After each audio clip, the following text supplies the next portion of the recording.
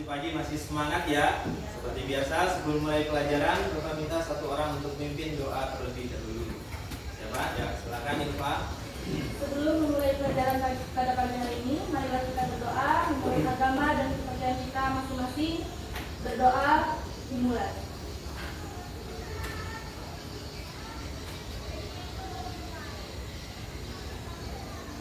Berdoa selesai. Terima kasih Ilva sudah memimpin doa kita pada pelajaran pagi hari ini. Baik, sebelum kita lanjut, hadir semua kalian? Ada yang hadir? Ya, siapa? Ganda ya? Izin? Oke, tidak apa-apa. Jadi ini kalian sudah duduk berkelompok seperti yang sudah kita bentuk di pertemuan sebelumnya. Jadi kelompok 2 ya, Ganda agak hadir. Gak apa-apa ya, kalian cuma berempat. Tapi kelompok 2 Bapak yakin orangnya hebat-hebat. Baik, nah Bapak ada sesuatu nih. Ya, pernah lihat yang ini? Pernah. Nah, jadi biasa aja dong kalau gitu ya. Tapi kalau Bapak minta kalian menjabarkan langkah-langkah untuk seperti ini bagaimana sih? Apa langkah pertama? Yang pertama, Oke, pegang spidol atau pulpen. terus tangan sebelahnya megang Oke, tangan sebelahnya pegang pergelangan. Oke, telunjuknya pegang spidol. Oh, lalu dimainkan. Ini ya. Mungkin ini trik ini untuk anak-anak TK atau keponakan kalian masih berhasil ya. Untuk kalian tentu tidak berhasil. Nah, tapi di sini Bapak ingin menunjukkan bahwa ada tahapan-tahapan atau langkah-langkah dalam melakukan sesuatu. Nah, sebelumnya Bapak minta kalian untuk menyimak tayangan video yang sudah Bapak siapkan di sini. Tumbuhan cabai dari batang. Menarik tuh.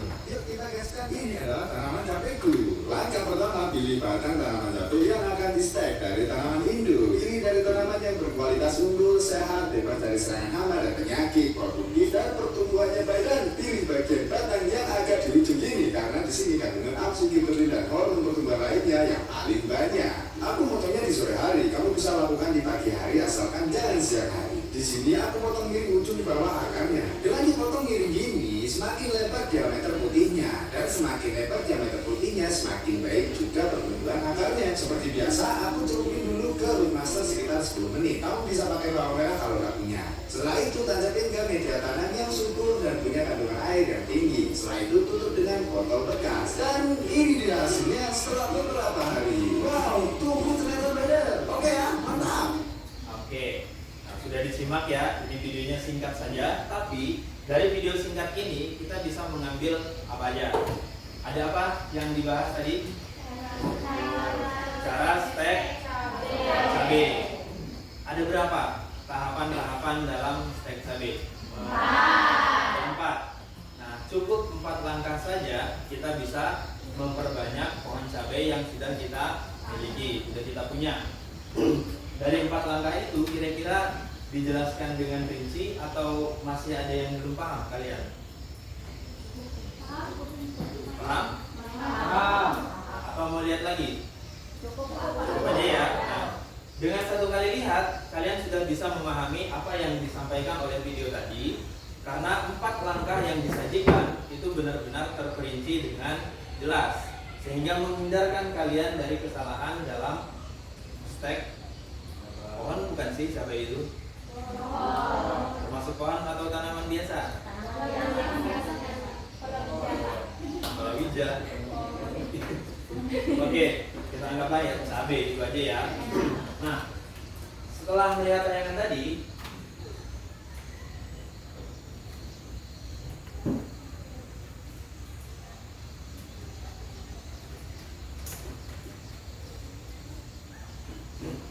setelah melihat tayangan tadi, Bapak ada media pembelajaran yang bisa kalian simak untuk menjelaskan apa yang akan Bapak jelaskan pada pertemuan kita pagi hari ini. Berhubung kalian sudah siap di kelompok masing-masing, perhatikan menghadap proyektor semuanya.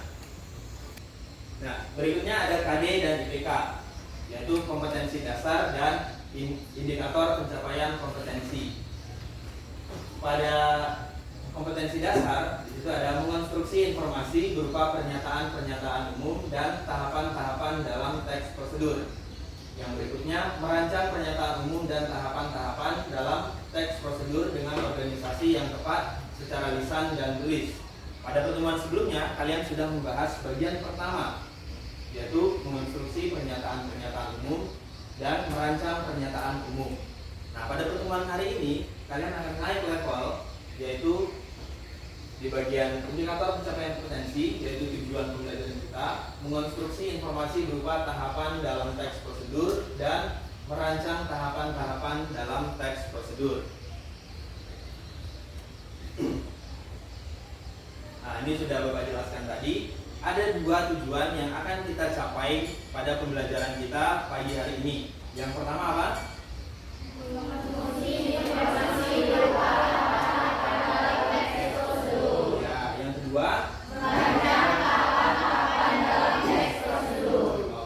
Oke, baik. Sebelum kita lanjut, Bapak akan membagikan LKPD terlebih dahulu untuk masing-masing kelompok. Ini kelompok 3.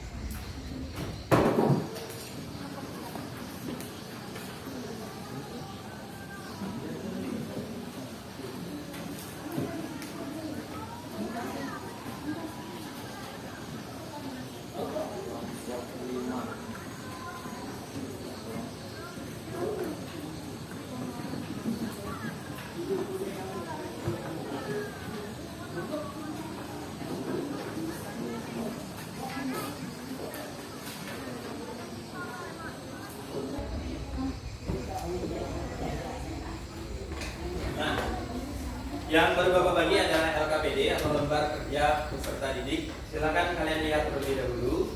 Kalian pahami, di situ ada petunjuk untuk mengerjakan soal-soal yang sudah Bapak siapkan. Nah, sebelumnya kalian tulis terlebih dahulu nama kelompok kalian, kelas, hari, dan tanggal. Oke, nah, setelah kalian tadi sedikit berdiskusi bersama Bapak mengenai cara bermain sulap dan cara stek cabai, kita bahas yang lebih lanjut. Tahapan-tahapan dalam teks prosedur. Ya, tahapan-tahapan dalam teks prosedur. Di sini ada pengertiannya. Ada satu orang yang mau baca? Silakan. Boleh, Ilva. Tahapan dalam teks prosedur. Tahapan merupakan prosedur atau langkah-langkah yang harus diikuti untuk mencapai tujuan dengan tepat. Seseorang melakukan suatu kegiatan tentu saja harus memperhatikan langkah-langkah mengerjakannya. Apabila kita akan melakukan pekerjaan, kita harus memahami langkah-langkah kerjanya agar dalam melakukan kegiatan tersebut berhasil dengan baik. Oke, nah di sini sudah jelas ya apa yang kalian sudah diskusikan tadi.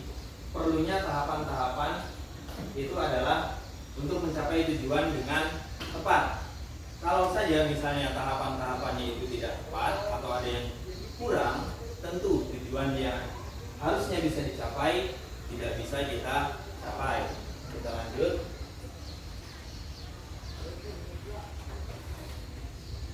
Nah, berikut ada langkah-langkah merancang pernyataan umum dan tahapan-tahapan dalam teks prosedur. Namun yang kita bahas di sini adalah tahapan-tahapan dalam teks prosedur. Yang pertama, siapa lagi yang mau baca? Boleh, Dami. Yang pertama, menentukan macam atau jenis teks mekanisme yang akan dirancang. Terdapat 3 kategori pembahasan pada isi suatu teks prosedur. Ya, dari langkah pertama ada 3 kategori. Apa 3 kategori itu? Ya, yang pertama, yang cowok mungkin siapa mau baca? Boleh, Hadi. Teks yang menggambarkan bagaimana sesuatu bekerja atau proses secara manual. Teks ini meliputi mencakup cara memakai alat, benda, ataupun perangkat lain yang sejenis, misalnya cara memakai komputer atau cara mengendarai kendaraan roda 4 secara otomatis atau matik. Oke, ini menggambarkan bagaimana sesuatu bekerja atau secara manual. Yang di sini ada kendaraan roda 4 otomatis atau matic. Ya, kalau kalian mungkin belum atau ada yang sudah pernah mengendarai mobil? Belum.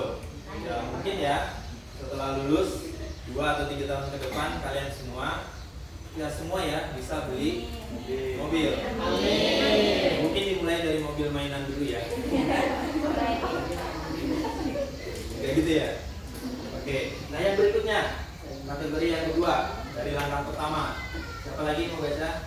Yang boleh Ana? Teks yang menginformasikan kegiatan tertentu dengan peraturannya. Teks ini meliputi cara-cara melaksanakan suatu aktivitas. Misalnya, cara-cara melamar pekerjaan, cara membaca buku secara efektif, atau cara-cara berolahraga untuk penderita sakit jantung. Baik, nah ini menginformasikan kegiatan tertentu dengan peraturannya. Yang pertama, melamar pekerjaan. Ya, belum waktunya ya kalian. Kalau yang kedua, membaca buku secara efektif. Nah, mungkin ini cocok untuk kalian yang masih belajar. Berhubung kita di sini sudah hampir 2 minggu belajar di rumah ya akibat banjir. Apakah kalian di rumah masih belajar membaca buku? Ya, lebih banyak membaca chattingan ya. Ya, tapi Bapak harap kalian tetap ada niatan untuk belajar gitu ya. Nah, yang berikutnya cara berolahraga untuk menderita sakit jantung. Amit-amit ya, kita jangan sampai. Oke, yang berikutnya siapa lagi yang mau baca? Oke, boleh Dami. Teks mekanisme yang Afiliasi dengan sifat atau kebiasaan manusia. Teks ini meliputi kebiasaan atau sifat-sifat tertentu. Misalnya cara-cara menikmati hidup atau cara-cara melepaskan kebosanan. Oke, afiliasi dengan sifat kita gitu ya. Salah satunya menikmati hidup. Apakah kalian kemarin liburan menikmati hidup kalian? Gimana caranya? Ada yang mencerita?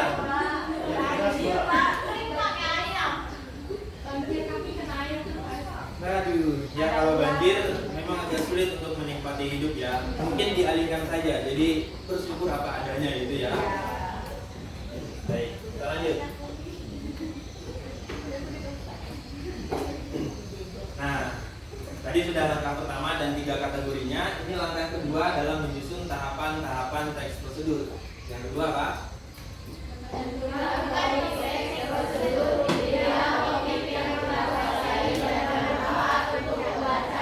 Oke, mantap. Kompak ya, masih pagi soalnya nih. Menentukan topik teks prosedur. Nah, pilihlah topik yang kita kuasai dan bermanfaat untuk membaca. Ya tentu ya, kalau kita mau bikin tahapan-tahapan teks prosedur seperti yang tadi, stek cabai, kira-kira bermanfaat nggak untuk kita? Kenapa bermanfaat? Lebih mahal ya? Ya, dan lagi bisa, kalau kalian bisa nanam banyak, ya mungkin bisa bernilai jual ya. Yang ketiga, ya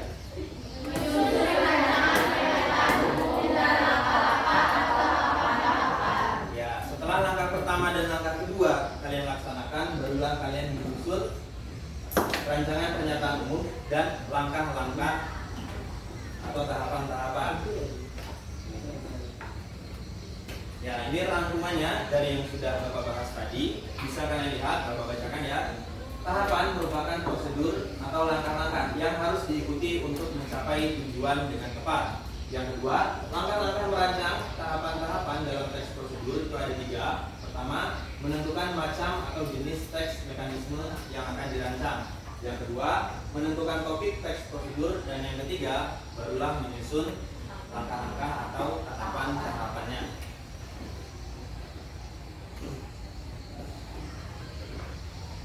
Oke, ada pertanyaan? Ada Pak. Iya, silakan. Bapak gimana kalau tahapan-tahapannya itu tidak terperinci? Oke, terima kasih. Pertanyaan yang bagus dari Ana.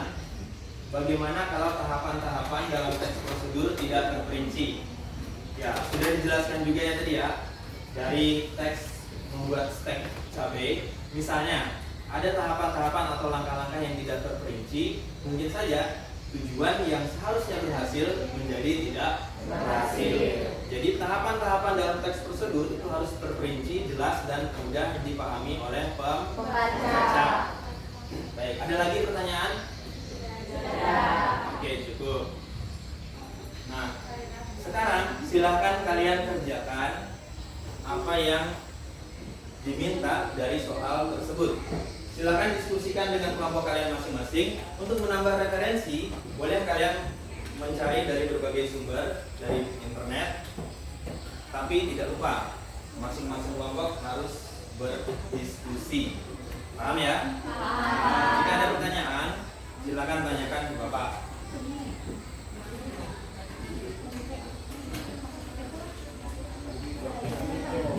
Kayak tadi ya. Kita mainnya kayak tadi ya.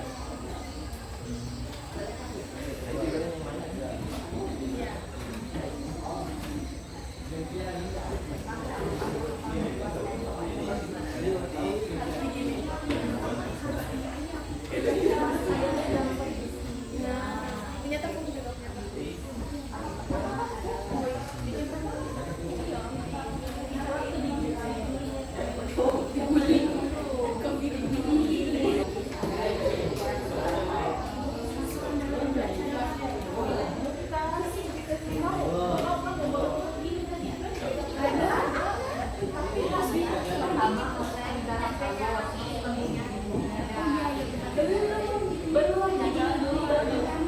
Oke, bagaimana?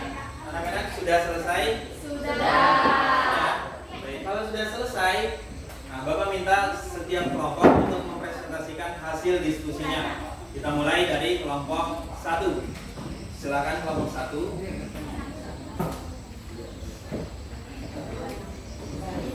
Ya.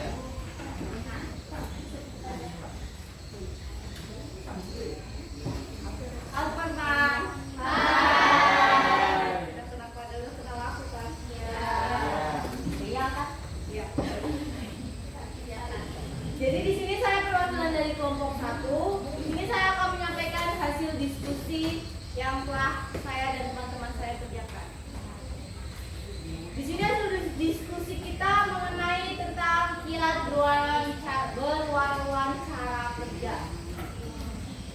Bagi perusahaan, berwawancara ialah peluang untuk mengenali kualifikasi calon pegawai secara lebih mendalam, menjadi kecocokan dengan posisi yang ditawarkan, kebutuhan dan sifat perusahaan. Wawancara pun menjadi ajang tanya tanggap antara wawancara dengan calon. Yang pertama, kita harus berbicara dengan jelas, jaga biar kita tidak berbicara terlalu cepat atau lambat. Atur juga bunyi biar terang terdengar. 2. Perhatikan betul apa yang disampaikan pewawancara biar kita sanggup memberikan jawaban yang relevan. 3. Gunakan bahasa tubuh yang baik karena hal tersebut memegang peranan pula. Gerakan nonverbal ibarat mengangguk atau perilaku tubuh yang agak condong ke depan menunjukkan bahwa kita tertarik pada apa yang disampaikan si pewawancara. Hindari penggunaan bahasa tubuh yang menampilkan kesan negatif seperti menggoyangkan kaki, mengetuk-ngetuk jari, atau menghindari kontak mata. 4. Pada saat berbicara, hindari uraian yang panjang lebar dan bertele-tele.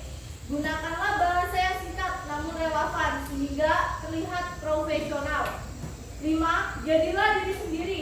Ungkapkan ini mungkin terdengar tulus, namun juga lebih baik menjadi diri sendiri dan berbicara dengan jujur. 6. Bertanya dengan porsi yang tepat menunjukkan kesungguhan dan minat pada posisi yang ditawarkan dan juga pada perusahaan. 7. Persiapkan dengan matang agar memberikan kesan yang baik dan menarik pada pewawancara. Baik, demikian kiat berwawancara dengan baik agar mampu memberikan kesan yang baik agar dapat meningkatkan peluang keberhasilan saat diwawancara. Itulah teman-teman hasil diskusi yang kami kerjakan. Apa ada yang bertanya? Boleh? Silakan. Kenapa bahasa tubuh itu perlu diperhatikan padahal waktu wawancara itu cuma berbicara saja? Oke, akan dijawab oleh teman saya. Baik, saya akan menjawab pertanyaan kelompok 4. Bahasa tubuh perlu diperhatikan karena bahasa tubuh juga mencerminkan sikap profesional. Apakah sudah puas dengan jawabannya? Ya, puas. Apa ada yang ingin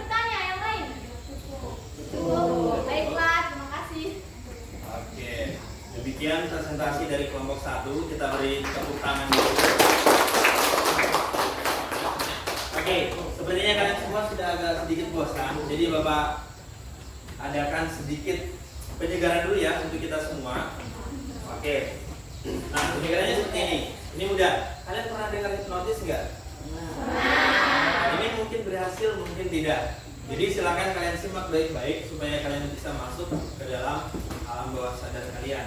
Ceritanya gitu ya. Oke, langkah pertama, kalian angkat tangan kanan kalian.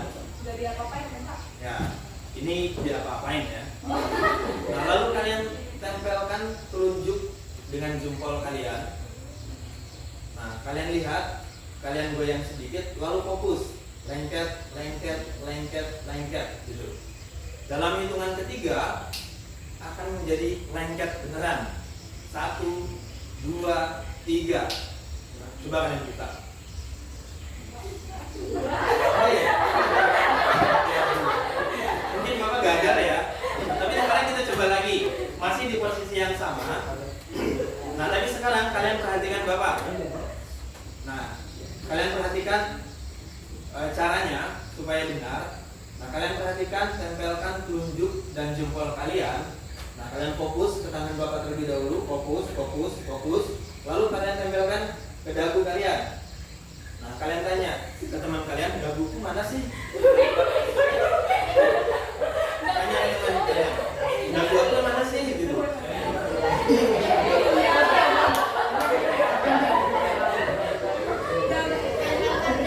Ya. Gimana? Dagu kalian sudah pindah ya? Aduh. Normal, yang lain apa masih? Oke. Jadi letak dagu itu di sini ya, bukan di. Oke. Sudah cukup ya? Lumayan agak segar lagi suasana kelas kita. Nah, kita lanjut presentasi kepada kelompok 2.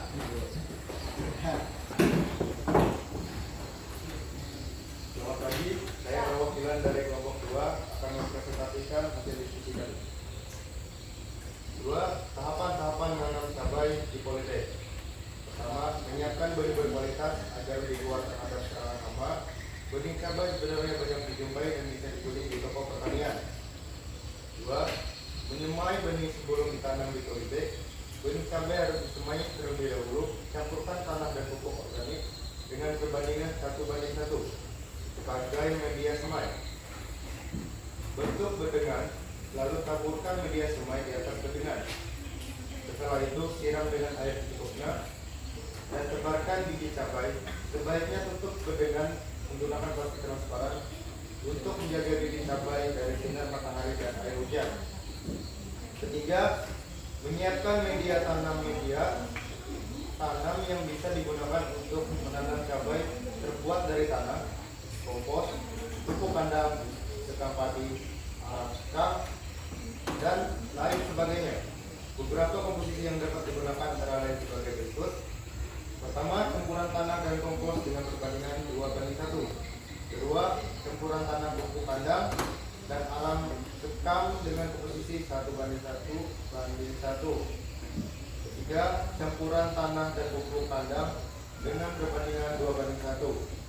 Jika ingin menggunakan pupuk kandang, sebaiknya gunakan pupuk kandang yang sudah matang atau terfermentasi sempurna.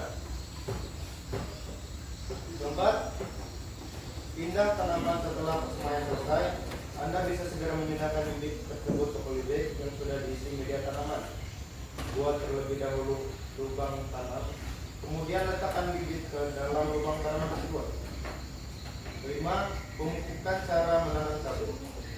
Di polybag agar berbuah lebat memerlukan pemupukan yang tepat. Pupuk yang bisa digunakan yaitu 1 sendok makan NPK per polybag setiap bulan. Selain itu, Anda juga bisa mengaplikasikan pupuk organik cair saat pertumbuhan daun dan buah. Kompos atau pupuk kandang kambing juga bisa diaplikasikan saat cabai akan berbuah. 6. Penyiraman dan pengajiran penyiraman. Cabai diperlukan untuk menjaga kebutuhan air tetap terpenuhi. Penyiraman bisa dilakukan setidaknya 3 hari sekali. 7. Perempelan atau peromposan dilakukan untuk menghilangkan tunas muda yang tumbuh di bagian setiap daun. Perawatan tanaman ini biasanya dilakukan saat tanaman berumur 20 hari setelah tanam. 8. Pengendalian hama dan penyakit. Pengendalian hama dan penyakit bisa dilakukan dengan cara mekanis, biologis, atau kimiawi. 9. Atau yang terakhir, panen cabai bisa dipanen saat buahnya sudah berbuah menjadi warna kemerahan.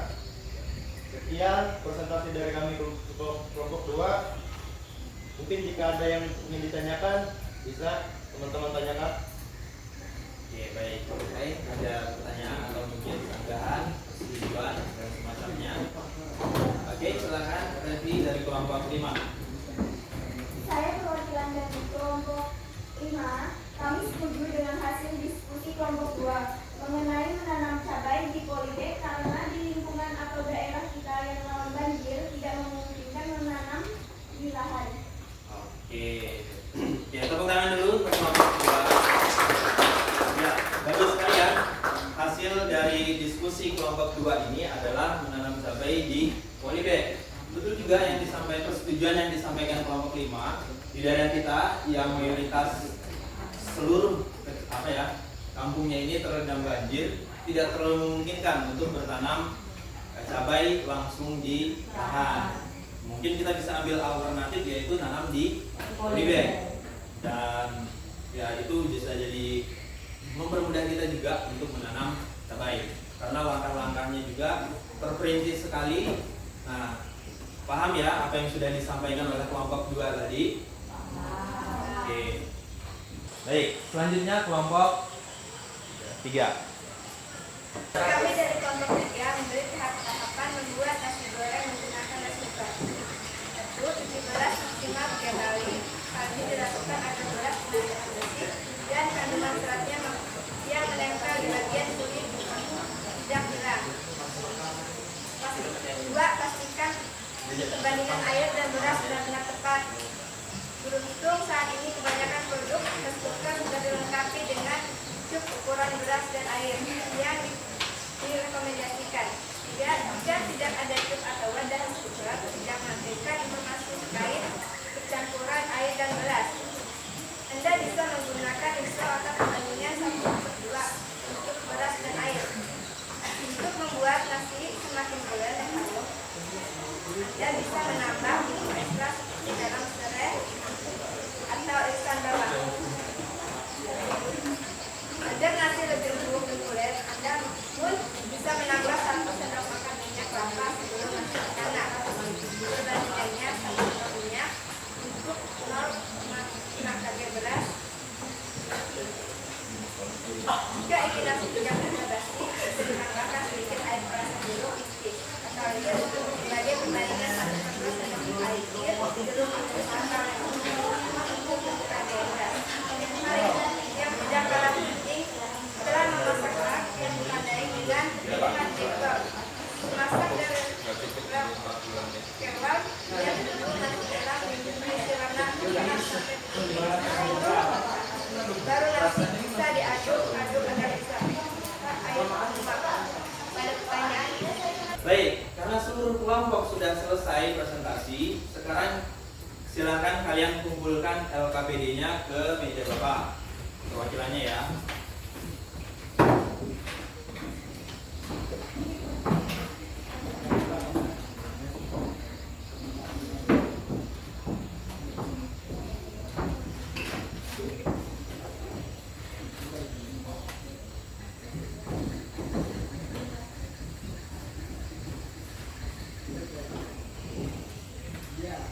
Baik, sekarang semuanya perhatikan Bapak dulu. Ya, Bapak mengucapkan terima kasih kepada kalian semua karena sudah berdiskusi dengan baik dengan kelompoknya masing-masing. Hasil diskusinya pun luar biasa semuanya, dari kelompok 1, kelompok 2 dan seterusnya. Langkah-langkah yang kalian rancangkan, yang kalian susun juga sudah terperinci sehingga menghindari kesalahan-kesalahan dalam mencapai tujuan dalam teks prosedur. Nah, sekarang langkah terakhir sebelum kita mengakhiri pelajaran kita pagi hari ini, ada kuis terakhir untuk mengukur sejauh mana kalian memahami pelajaran yang sudah kita pelajari pagi hari ini. Perbedaannya kalian mengerjakan secara individu. Silakan kalian pegang HP kalian masing-masing. Ya. Nah, kalian buka link quizisnya. Baik, seperti biasa, kalian cari quizis di Google, lalu kalian pilih yang join my quiz, lalu kalian masukkan kode berikut 462051.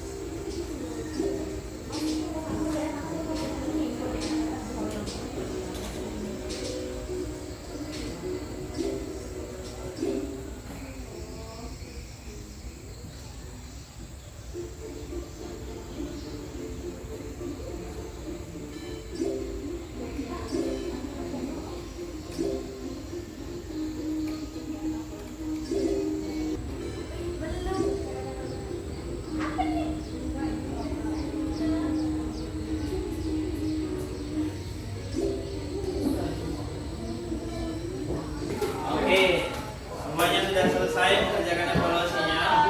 Sekarang kita lihat siapa yang peringkat 1, 2, dan 3. Cepat bergeser ya. Ya, peringkat 1 sekejadiannya siapa nih? Peringkat 2, Ardiatul. Peringkat 3, Devi. Oke. Nah, bisa kalian lihat ya. Bapak. Nah, berhubung pelajaran kita pagi hari ini sudah selesai, nah, perhatikan Bapak semua dulu ya. Bagaimana pelajaran kita pagi hari ini? Seru ya? Ya. Gimana rasanya mengerjakan kuis ini? Lebih greget ya. Mungkin di pertemuan berikutnya Bapak masih pakai yang ini. Nah, sebelum mengakhiri, cuaca sudah mendung ini ya. Ya, Bapak minta siapa yang bisa menyimpulkan pelajaran kita pagi hari ini. Ya, boleh. Berdiri ya. Kita tadi bisa menentukan macam atau jenis teks mekanisme yang akan dirancang. Oke. Kita bisa menentukan topik teks prosedur.